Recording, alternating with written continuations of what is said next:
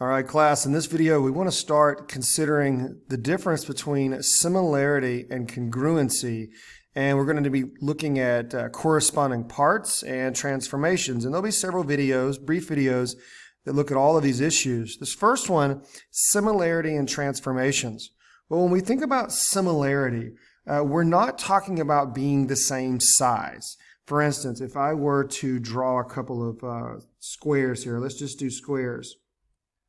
These two shapes that I'm drawing right here, those are both similar and congruent. And we'll start seeing shapes or like lines like this. And we're saying that every one of those sides are the same. We know it's a square, so we can put in our 90-degree boxes. And these shapes are both similar and congruent. But what if I did this? What if I said, okay, I'm not going to do a 2 by 2, but I'm going to do a 4 by 4. Now in this case, I still end up with 90 degrees. And so they are, let's just say this triangle and this triangle.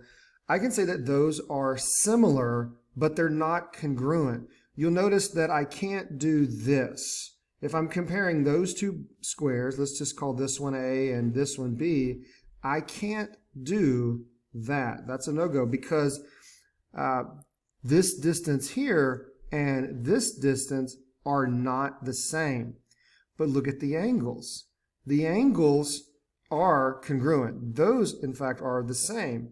But the side lengths in this case have been dilated by a scale factor of 2. Now, if you're concerned about dilation and scale factors, you need to go back and watch a previous video. But the whole square, this square A, everything's been multiplied by a factor of 2. And so I can say that those are in fact similar, even though they are not congruent. One side length is 2, the other side length is 4. So I hope that makes sense. And so we want to tie this in also with transformations.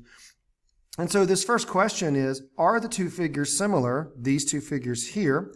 And if so, what sequence of transformation marks or maps A, B, C, D onto E, F, G. So let's try to figure out if they are in fact similar.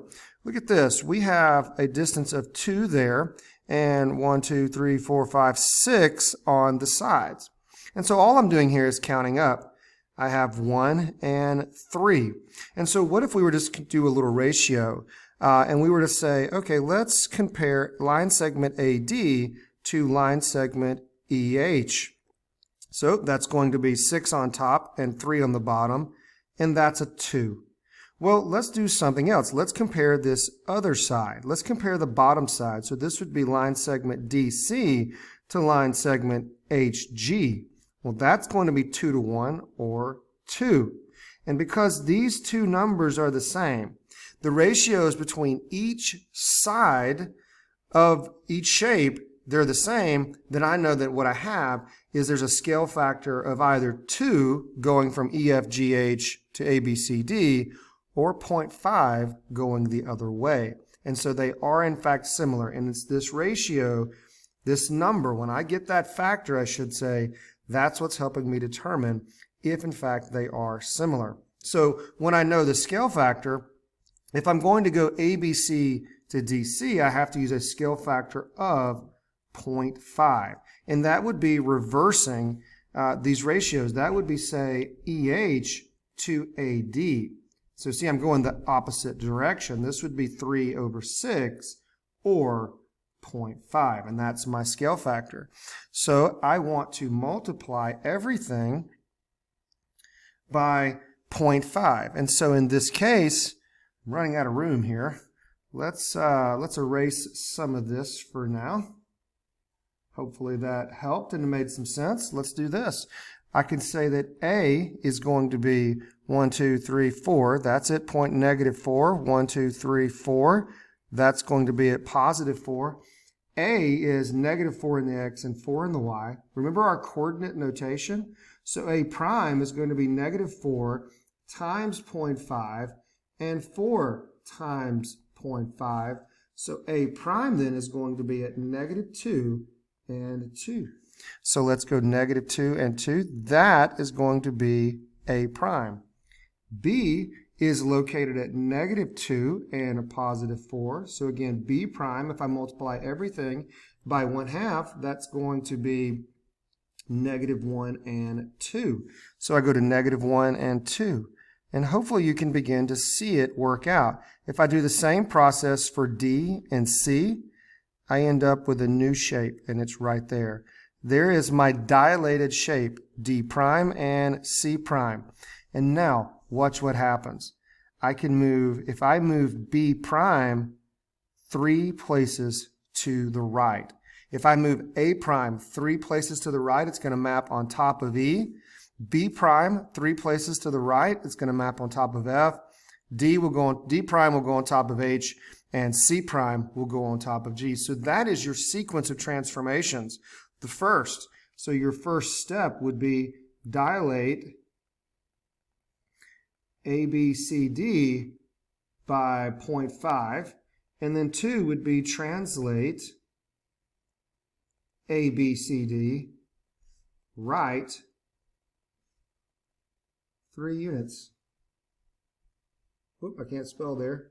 And that would be 3 units to the right. And that maps ABCD onto EFGH. All right, let's go ahead and look at this practice problem. I want you to go ahead and pause the video and try this. And it's really the same question.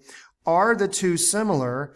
And if they are, how do I map ABC onto XYZ? And so let's look and try to assess similarity. I have 2 here, and between X and Y, looks like I have 4.